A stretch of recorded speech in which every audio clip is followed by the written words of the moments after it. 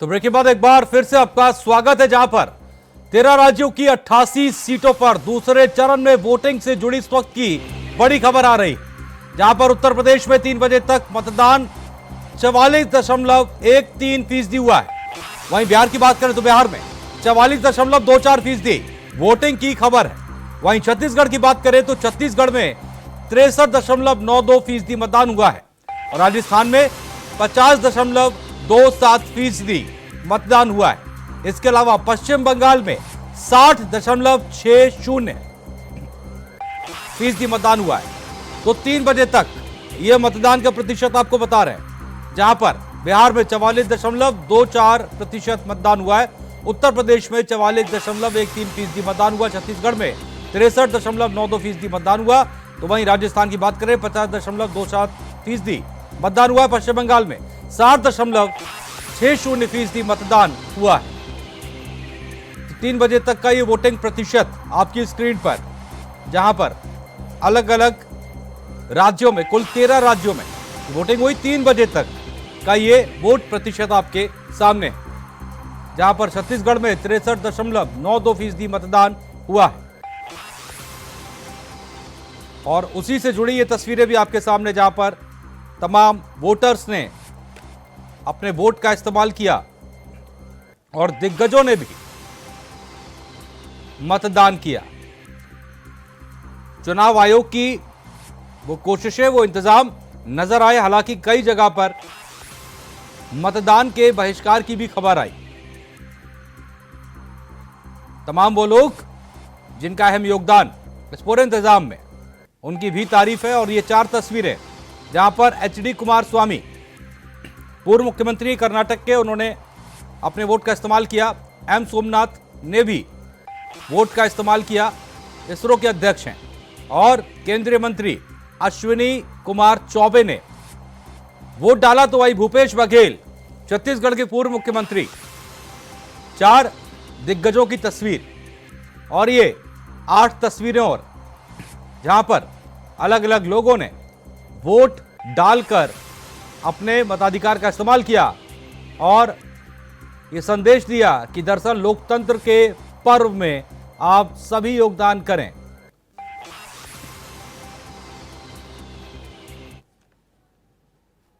हमारे साथ मौजूद हैं भाजपा के वरिष्ठ नेता और पूर्व राज्य मंत्री सुनील भराला जी। बात करते हैं, क्या कुछ आज चुनाव है, मतदान चल रहा है पोलिंग पर, आज लगातार चुनाव हो रहा है और वो पोलिंग चल रही है मतदान केंद्रों पर, क्या कुछ कहेंगे? दूसरे चरण के साथ आज जिस प्रकार का मेरठ लोकसभा का मतदाता झूम करके वोट कर रहा है, ये भारतीय जनता पार्टी और मेरठ के मतदाताओं के लिए हर्ष की बात है। और उनके जोश के साथ जिस प्रकार से वो भाजपा के पक्ष में खड़ा दिख रहा है, हम सब अभिभूत हैं। और हम पे गर्व है इस बात का कि वो भारतीय जनता पार्टी को झूम झूम करके जिता रहे हैं। और निश्चित रूप से जो दूसरे चरण के 8 सीटों का मतदान हो रहा है, भारतीय जनता पार्टी 8 की 8 सीटें भाजपा के खाते में जाने वाली है। इंडिया गठबंधन का सोपड़ा साफ होगा और भाजपा का परचम लहराएगा। और भारत के प्रधानमंत्री श्री नरेंद्र मोदी जी तीसरी बार भारत के 400 पार करके प्रधानमंत्री बनेंगे। हमारे साथ मौजूद हैं भाजपा के वरिष्ठ नेता और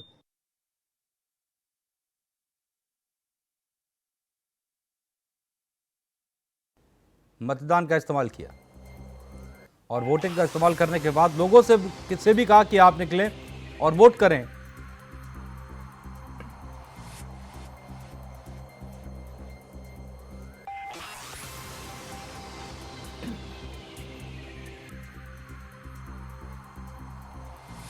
तो जहां पर कई जगह पर मतदान हुआ,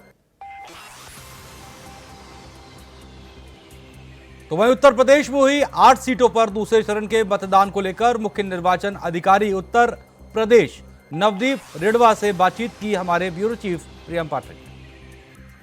आज लोकसभा के दूसरे चरण का मतदान चल रहा है और उत्तर प्रदेश की 8 सीटों पर भी मतदान जारी है। निर्वाचन आयोग की तरफ से तकनीक का प्रयोग करके बाकायदा सब जगह नजर रखी जा रही, वेबकास्टिंग की जा रही है। हमारे साथ इस समय खुद बात करने के लिए उत्तर प्रदेश के मुख्य निर्वाचन अधिकारी नवदीप जी मौजूद हैं। सर, किस तरीके से अभी तक चुनाव की क्या स्थिति चल रही है? आज जो यूपी की 8 सीटों पर मतदान हो रहा है उसमें अभी क्या पोजिशन है? देखिए, हमारा 3 बजे तक 44% मतदान हो गया। 8 लोकसभा क्षेत्रों में इलेक्शन हो रहा है और सबसे अच्छी बात ये है, महत्वपूर्ण बात यह है कि बहुत ही शांतिपूर्ण वातावरण में बिना किसी लड़ाई झगड़े के सभी निर्वाचन क्षेत्रों में सभी पोलिंग स्टेशन में मतदान हो रहा है। कहीं से हिंसा के कोई समाचार नहीं। सुबह जब मॉक पोल होता है तो मशीनें कुछ ख़राब होती हैं, क्योंकि बड़ी संख्या में मशीनें हमारी लगी हुई हैं, 17,000 से ज़्यादा। उस समय से हमने बदल दी थी और सुचारू ढंग से मतदान चल रहा है। अब केवल हमारे जो वोटर्स जो अभी तक नए घरों से निकले या जो वोट डालने नहीं आए, उनसे मैं अपील करना चाहूँगा कि 6 बजे तक भी वो अगर आते हैं पोलिंग स्टेशन पे और लाइन में खड़े होते हैं तो उनको वोट डालने दिया जाएगा। केवल अपने साथ एक एपिक कार्ड या कोई पहचान का दस्तावेज लेके आएँ और अपने मताधिकार का प्रयोग अवश्य करें। हमने देखा सर, आपने खुद अभी मॉनिटरिंग रूम जो है, वेबकास्टिंग रूम है, उसका निरीक्षण किया, तो तकनीक की मदद किस तरीके से मिल पा रही है और किस तरीके से ये तकनीक जो है वो निष्पक्ष और शांतिपूर्ण चुनाव में मदद कर रही है? तकनीक से बहुत पहले के मुकाबले बेहतर हुआ चुनाव। जैसे वेबकास्टिंग है, हमने 50% पोलिंग स्टेशंस पे कैमरा स्थापित किए हैं पोलिंग स्टेशन के अंदर, जो पूरी प्रक्रिया को दिखाता है कि कैसे अगर कोई मतदाता आ रहा है तो क्या वो अपना आइडेंटिटी कार्ड या कोई डॉक्यूमेंट ला रहा है, प्रिजाइडिंग पोलिंग ऑफिसर 1 क्या कर रहा है, 2 क्या कर रहा है, क्या उसे सही से स्याही लग रही है, क्या उसका जो वोटिंग कंपार्टमेंट ठीक से रखा गया है जहां वो सीक्रेटली अपना वोट डाल सके, क्या वो वोट डाल रहा है। उसमें हमारे यहाँ कैमरा में आवाज़ और लाइव पिक्चर्स दोनों हैं, तो उसकी साउंड से भी पता लग रहा है कि हमारी मशीन भी काम कर रही है नहीं, तो उससे बहुत मदद मिली।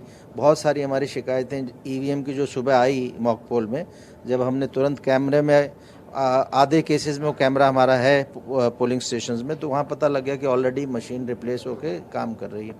इसके अलावा हमारा वोटिंग परसेंटेज के लिए हमने एक ऐप बनाया था जिसमें सभी प्रिजाइडिंग ऑफिसर्स अपना कितने वोट डले 1 बजे, 3 बजे, 5 बजे, 6 बजे, वो केवल एंटर करेंगे और ऑटोमेटिकली वो पूरी विधानसभा और फिर पूरी लोकसभा का हमारा परसेंटेज आता है। तो उससे भी हमारी एक्यूरेसी भी बढ़ी है और समय से हम लोग कर पा रहे हैं।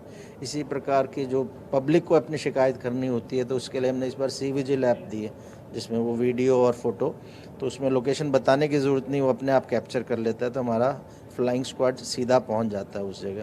तो ऐसे बहुत सी नए चीज़ें हुई हैं इस बार, जिससे इलेक्शन स्मूथ हो गया, कंप्लेंट्स का रिड्रेसल फास्ट हो गया, ट्रांसपेरेंसी आ गई।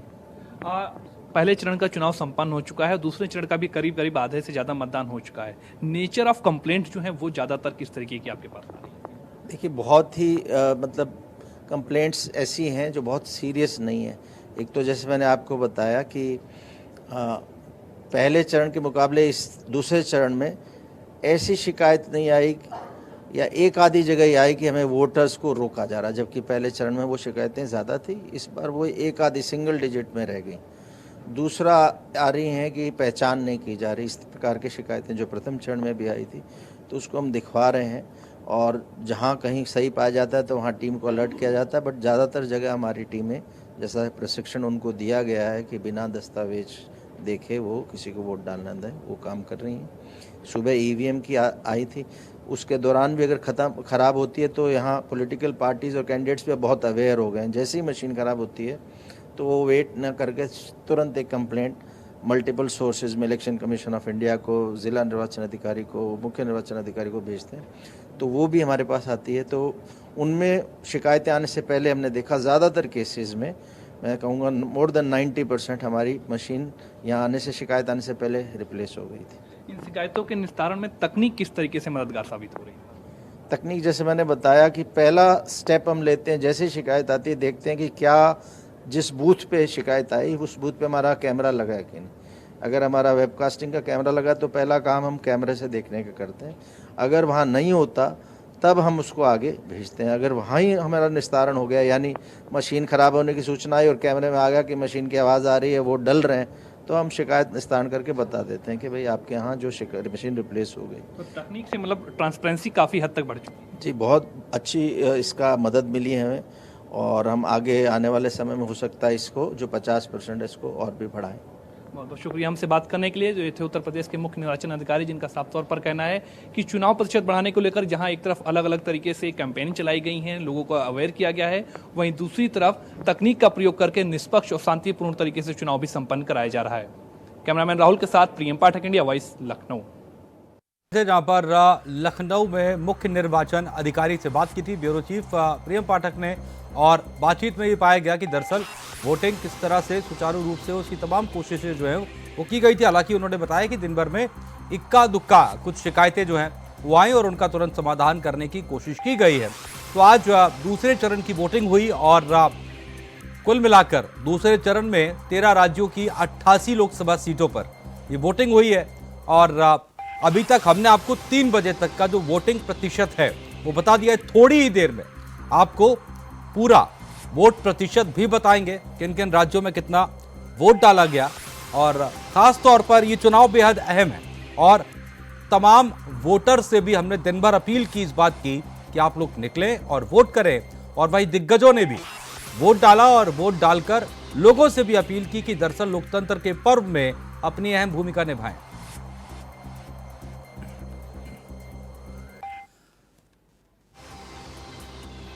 और वहीं लोकसभा चुनाव के दूसरे चरण की वोटिंग हुई। मेरठ के गोलाकुआ पर city public school booth number 196 पर इंडिया वॉइस संवाददाता शाहरुख सैफी ने मतदान का जायजा लिया। आज लोकसभा चुनाव का दूसरा चरण है, वही हम बात करें मेरठ की तो मेरठ में गोलाकुआ पर बूथ नंबर 196 पर हम मौजूद हैं। आप देख सकते हैं यहाँ पर कितनी जबरदस्त यहाँ लाइन लगी हुई है, लोग यहाँ वोटिंग करने आए हुए हैं। यहाँ पर मुस्लिम समुदाय के लोग काफ़ी जो है यहाँ वोटिंग करने आए हुए हैं। लगातार वोटिंग प्रक्रिया चालू है। सुबह 7 बजे से यहाँ पर लोग वोटिंग करने यहाँ आए हुए हैं। लगातार यहाँ पर लाइन आप देख सकते हैं किस तरह की लगी हुई है। यहाँ फिर जगह जगह यहाँ आप देख सकते हैं बूथ पर 196 बूथ नंबर है यहाँ पर, और यहाँ 2 लाइनें बनी हुई हैं, महिलाओं की अलग और पुरुषों की अलग। वहीं हम बात करें मेरठ की तो मेरठ में लगातार जो है बूथ प्रक्रिया सुबह से ही 7 बजे से चालू है और अभी तक 25% यहाँ पर वोटिंग पर परसेंटेज आ चुका है। मेरठ से इंडिया वॉइस के लिए शाहरुख सैफी की रिपोर्ट।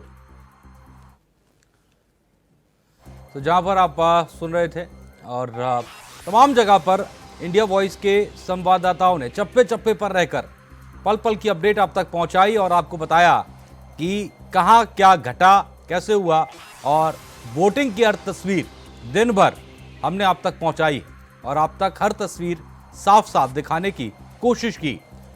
तो इस बीच फिलहाल दूसरे चरण की वोटिंग हुई है और तमाम जगह पर वोट डाले गए। उत्तर प्रदेश की 8 सीटों पर यह वोटिंग हुई, जिनमें खास तौर पर अमरोहा, मेरठ, बागपत, गाजियाबाद, गौतम बुद्ध नगर, बुलंदशहर, अलीगढ़ और मथुरा सीट अहम रही।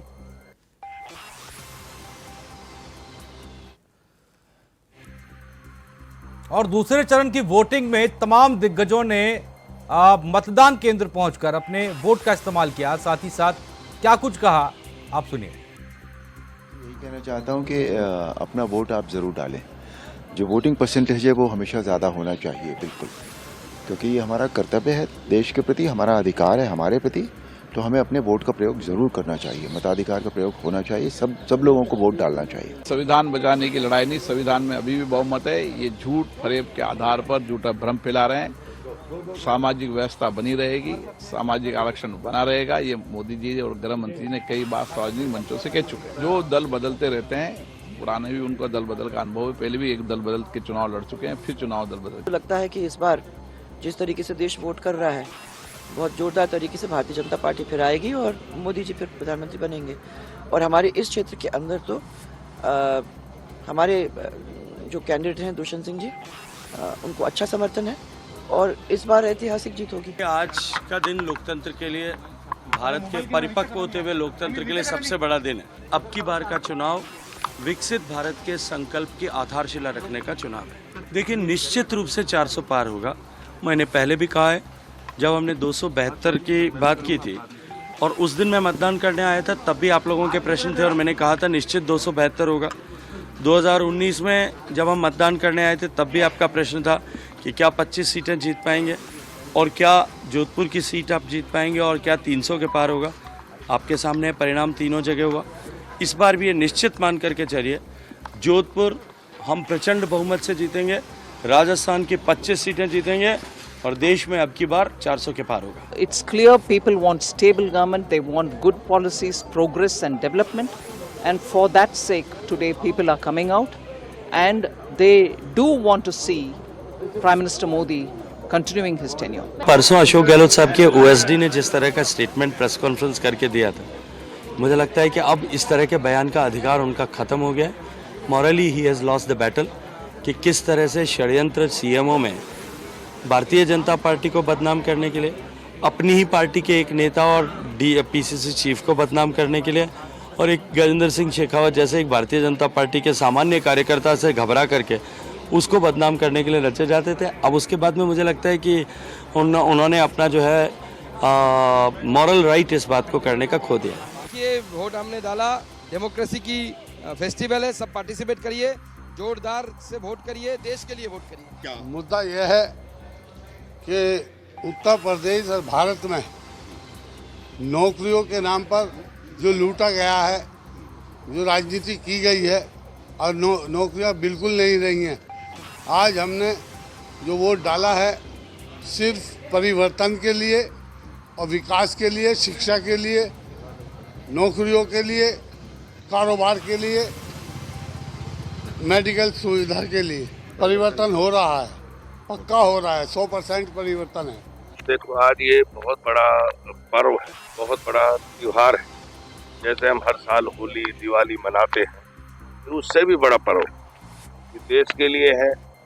अपने भारत को हमको कैसा बनाना है, अपने भारत की जनता, हमारे भारत की आने वाली पीढ़ियां कैसी रहें। ये चुनाव बहुत महत्वपूर्ण चुनाव है। मैं अपने नौजवान साथियों से, अपने भाइयों से, बहनों से और अमरोहा के तमाम जनता से मैं कहना चाहता हूँ, इस बार जो आप वोट डालने जाएं तो अपनी वोट डालें, अपने परिवार की वोट डलवाएं और आस पड़ोस की वोट डलवाएं। मैं ये अपील करना चाहता हूँ पूरी जनता से और भाई बहनों से। बहुत जरूरी है, इस वोट की कीमत बहुत है, एक एक वोट की कीमत बहुत है। तो देश के लिए, अपने परिवार के लिए, देश मतलब वो क्या करें ना, अपने लिए ये जरूर वोट डालें। बहुत अच्छा टर्नआउट हमारे यहाँ होगा और रुझान क्लियर है।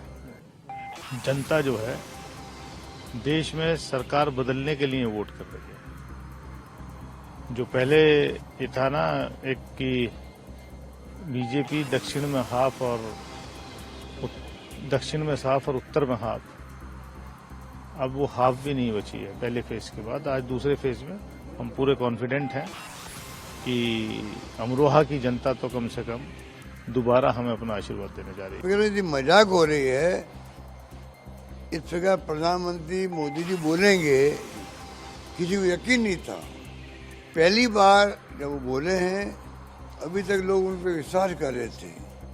पहली बार ऐसा हुआ है कि जब ये इस प्रकार की भाषा बोलने लगे हैं, संपत्ति इकट्ठी करेंगे, मंगलसूत्र इकट्ठे करेंगे, ज़्यादा बच्चे पैदा करने वालों को बांट देंगे, जो कुछ उन्होंने किया ना, उससे मेरे को पहली बार प्रधानमंत्री जी की क्रेडिबिलिटी बहुत धक्का लगा है। लोगों को विश्वास कम हुआ कि जो कहते वो नहीं, सच्चाई नहीं है, ये असत्य बोलते हैं।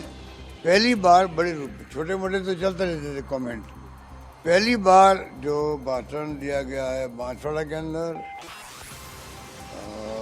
टोंक के अंदर, जिसे व्याख्या की गई है मंगलसूत्र की भी और ये बांटने वाली बातें, इन तमाम बातों से मैं समझता हूँ मोदी जी खुद बहुत डैमेज हो गए हैं। लोग समझ गए हैं इस प्रकार प्रधानमंत्री बोल सकते हैं क्या, और फिर जो वो बोलते हैं तो नीचे वाले वही बोलते हैं। परसों अशोक गहलोत साहब के ओएसडी ने जिस तरह का स्टेटमेंट प्रेस कॉन्फ्रेंस करके दिया था, मुझे लगता है कि अब इस तरह के बयान का अधिकार उनका ख़त्म हो गया है। Morally he has lost the battle कि किस तरह से षड्यंत्र सीएमओ में भारतीय जनता पार्टी को बदनाम करने के लिए, अपनी ही पार्टी के एक नेता और पीसीसी चीफ को बदनाम करने के लिए और एक गजेंद्र सिंह शेखावत जैसे एक भारतीय जनता पार्टी के सामान्य कार्यकर्ता से घबरा करके उसको बदनाम करने के लिए रचे जाते थे। In the queue and also cheerfully saying, "Oh, you are here, come vote." So it's nice to see so many early morning coming here to cast the vote, and I want as many people from South Bengaluru to come out and cast their vote. I think it's clear people want stable government, they want good policies, progress and development, and for that sake today people are coming out and they do want to see Prime Minister Modi continuing his tenure. संविधान बचाने की लड़ाई नहीं, संविधान में अभी भी बहुमत है। ये झूठ फरेब के आधार पर झूठा भ्रम फैला रहे हैं।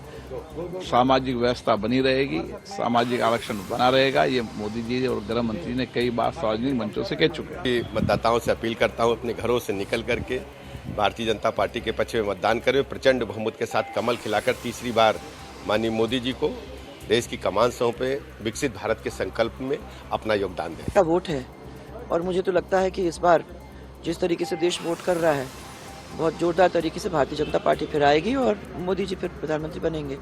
और हमारे इस क्षेत्र के अंदर तो हमारे जो कैंडिडेट हैं दुष्यंत सिंह जी, उनको अच्छा समर्थन है और इस बार ऐतिहासिक जीत होगी। आप किसको बाहरी कहते हैं? मुझे नहीं तो वो इनकी उन लोगों की बात समझ में ही नहीं आई। अब यहाँ के कितने ही लोग हैं, सब बहादुर लोग हैं जो जिनके बच्चे यहाँ से 10th करके अमेरिका चले जाते हैं, फिर वो वहीं रह जाते हैं, वहाँ से नहीं आते, तो क्या वो बाहरी हो जाते हैं? उन बच्चों को वो बाहरी नहीं कहते। मैं यहाँ पैदा हुआ, मैं यहाँ पला बड़ा, मेरी परवरिश यहाँ हुई, मैंने स्टडीज़ यहाँ से की, तो मैं बाहरी कैसे हो गया मुझे समझ में नहीं आता ये बात। पॉलिटिकल इतिहास भी लिखेगा, पूर्णिया कल्चर का भी इतिहास लिखेगा, पूर्णिया नफरत का भी जवाब देगा, पूर्णिया जाति पाति धर्म मजहब को समाप्त करेगा। पूर्णिया की जनता बेटा पैदा किया है और बेटा नीचे कर लीजिए ना। पूर्णिया का सीमांचल, कोसी और बिहार का इतिहास लिखेगा। पूरी दुनिया पूर्णिया को देख रही है और ये देन पूर्णिया की जनता है। आज वायवाड़ से लेके सब जगह चुनाव है, लेकिन पूरा देश आज पूर्णिया को देख रहा है। अभी तक तो बहुत अच्छा चल रहा है, पहले फेज से बेटर डेफिनेटली 100% अच्छा रहेगा, क्योंकि हमारे कार्यकर्ता लोग भी बहुत अच्छा मेहनत भी कर रहे हैं और जनता भी बहुत ही आ रही है बाहर, और हमने भी पर्सनली अपील भी किया है सबसे, तो they are all coming very well, so I am very sure everything is going to be good. बस यही कहना चाहूँगी, आज बहुत इम्पोर्टेंट दिन है क्योंकि आज वोटिंग का दिन है। भागलपुर में तो है ही, जहाँ और भी कहीं वोटिंग हो रही है, मैं सब लोगों से यही रिक्वेस्ट करूँगी कि एक बहुत इम्पोर्टेंट राइट है हमारा एज एन अवेयर सिटीजन, बाहर निकलिए, वोट करिए, because your vote is precious. तो वो एक बड़ी खबर आ रही है, और बड़ी खबर क्या है ये जानने के लिए रुक करेंगे न्यूज रूम का, जहां पर मेरी सहयोगी प्रियंका आपको बताएंगी बड़ी खबर। तो शाम 5 बजे तक के आंकड़े सामने आ चुके हैं और अपने दर्शकों को हम बता दें कि अलग अलग सीटों पर कितने प्रतिशत तक मतदान 5 बजे तक दर्ज किया गया है। असम की बात करें तो 70.66% मतदान अभी तक दर्ज किया जा चुका है। बिहार की बात करें तो 53.03%, यानी कि 53.03% बिहार में। इसके अलावा छत्तीसगढ़ में करीब 72% मतदान अभी तक शाम 5 बजे तक हो चुका है, 1 घंटे का समय अभी बाकी है। जम्मू कश्मीर में 67%, कर्नाटक में करीब 63%, केरल में भी 63% और मध्य प्रदेश में 54.42% मतदान। तो ये आंकड़ा आपको बता रहे हैं हम अलग अलग राज्यों का। मणिपुर की बात करते हैं तो मणिपुर में वोटिंग का प्रतिशत ज़्यादा है बाकी राज्यों के मुकाबले। मणिपुर में 76% तक वोटिंग अभी तक हो चुकी है, 1 घंटे का समय अभी बचा हुआ है। 5 बजे तक ये आंकड़े अपने दर्शकों को हम बता रहे हैं। राजस्थान में 59% मतदान, त्रिपुरा में सबसे अधिक मतदान अब तक दर्ज किया गया है, 76% मतदान अब तक हो चुका है। और उत्तर प्रदेश की बात की है तो 52% और पश्चिम बंगाल में 71%। इसके अलावा अजितेश आपको उत्तर प्रदेश के अलग अलग सीटों पर, यानी कि 8 सीटों पर जो सिर्फ मतदान हो रहा है, वहाँ क्या कुछ रुख है, कितने प्रतिशत 5 बजे तक वोटर बाहर निकले हैं, वो भी जानकारी आपको दे दें। अमरोहा सीट पर 61% मतदान 5 बजे तक हुआ है। अलीगढ़ में अब तक 54% मतदान के लिए मतदाता बाहर निकल चुके हैं। बागपत की बात करें तो 52.74%। और बुलंदशहर में अब तक 54.34% मतदान। तो ये आंकड़े उत्तर प्रदेश की अलग अलग सीटों के हैं। गौतम बुद्ध नगर में अब तक 51.66% और गाजियाबाद में यहाँ काफ़ी कम मतदान दर्ज किया गया है। 48% अभी तक केवल वोट पड़े हैं और 1 घंटे का समय बाकी है। तो अब देखना होगा कि क्या कुछ फेरबदल 1 घंटे में हो पाएगा। मथुरा में 46% और मेरठ में 55%। बिल्कुल प्रियंका, शुक्रिया आपका। तो जहां पर प्रियंका यहाँ पर बता रही थी किस तरह से वोट प्रतिशत जो है अलग अलग राज्यों में, 13 राज्यों में जिनमें वोट हुआ था, उनका जिक्र प्रियंका ने यहाँ पर किया। प्रियंका, उत्तर प्रदेश में अमरोहा आगे निकला और उसके बाद अगर हम बाकी राज्यों की बात करें तो यहाँ पर उत्तर प्रदेश को अगर हम छोड़ दें तो पश्चिम बंगाल में काफ़ी वोटिंग हुई है। जी बिल्कुल, उत्तर प्रदेश, बिहार और महाराष्ट्र की अजितेश जी बात करें तो हमेशा से मतदान कम होता है और वही उदासीनता इस बार भी देखने को मिली है। और ऐसे में अगर 13 राज्यों में इतर राज्यों की बात करें, यानी कि पश्चिम बंगाल में 71%, सबसे ज़्यादा त्रिपुरा में 76% देखने को मिला है। ये अंतर हालांकि हर बार होता है, लेकिन उम्मीद इस बार की जा रही थी कि 2019 का आंकड़ा तो कम से कम छुएगा, लेकिन उत्तर प्रदेश और बिहार में मतदान बेहद कम देखने को मिला है। अब इसकी वजह अलग अलग बता रहे राजनीतिक पंडित, इसकी वजह कहीं उदासीनता बता रहे हैं, कहीं विपक्ष का एकजुट ना होना है। लेकिन जब जानकारी निकलकर सामने आएगी और 4 जून को नतीजे आएंगे तब आखिर पता चलेगा कि वोटों में ये प्रतिशत की कमी सरकार की वजह से है या विपक्ष को कहीं ना कहीं इसका जिम्मेदार ठहराया जा सकता है। अभी तो फिलहाल एक दूसरे पर इसकी वजह से अगर हम देखें कई जगह पर चुनाव आयोग की तरफ से तमाम कोशिशें की जाती हैं, लेकिन वोट प्रतिशत जब कम रह जाता है तो अपने आप में तमाम वो कोशिशें जो हैं वो खराब हो जाती हैं, क्योंकि लोकतंत्र का पर्व है और इस पर्व पर सभी को निकलना चाहिए और निकलकर वो ज़्यादा से ज़्यादा वोट करके इस त्यौहार को मनाना चाहिए। जी बिल्कुल अजितेश, तो यहाँ पर देखिए ये बेहद चिंता का विषय है और अब मुझे लगता है कि इस पर चर्चा की शुरुआत भी होगी और होनी भी चाहिए, क्योंकि मत प्रतिशत। प्रियंका जी, एक बार मैं चाहूंगा फिर से अपने दर्शकों को वोट प्रतिशत आप बता दें, कहाँ कितना वोट पड़ा है। जी बिल्कुल, एक बार फिर से मैं आपको यहाँ पर जानकारी दे दूं। वोट प्रतिशत की जिस तरह की जानकारी निकलकर सामने आ रही है, आपको बता दें कि उत्तर प्रदेश में 5 बजे तक जो मतदान निकलकर सामने आया है वो मतदान प्रतिशत है 52.74% उत्तर प्रदेश में आया है। उत्तर प्रदेश की अलग अलग सीटों की अगर मैं बात करूं तो अमरोहा में अभी तक सबसे अधिक 61% मतदान यहां पर दर्ज किया गया है। अलीगढ़ में 54%। ये उत्तर प्रदेश की अलग अलग सीटों की जानकारी मैं आपको दे रही हूं कि उत्तर प्रदेश की अलग अलग सीटों में किस तरह से मतदान निकलकर सामने आ रहा है। जी बिल्कुल प्रियंका, इसके बाद उत्तर प्रदेश का भी एक बार बता दीजिए जो आप अलग अलग सीटों के बारे में बता रहे थे। तो प्रियंका से यहाँ पर संपर्क टूट गया है, तो हम बात कर रहे थे उत्तर प्रदेश में वोट प्रतिशत की। उत्तर प्रदेश में 5 बजे तक 52.74% वोटिंग हुई है। इसके अलावा उत्तर प्रदेश की बात करें तो उत्तर प्रदेश के अमरोहा में 61.89% वोट पड़े। अलीगढ़ में 54.36% वोटिंग हुई है। वहीं बागपत में अब तक 52.74 वोटिंग हुई है।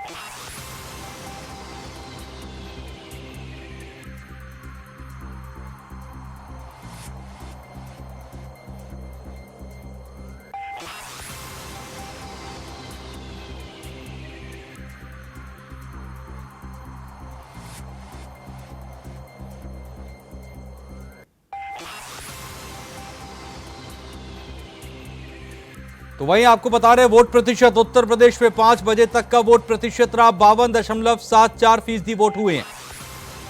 अमरोहा में सबसे ज्यादा 61.89% वोटिंग हुई। अलीगढ़ में अब तक 54.36% वोट पड़े हैं। इसके साथ ही साथ बागपत में 52.74% वोटिंग हुई है। प्रियंका जी,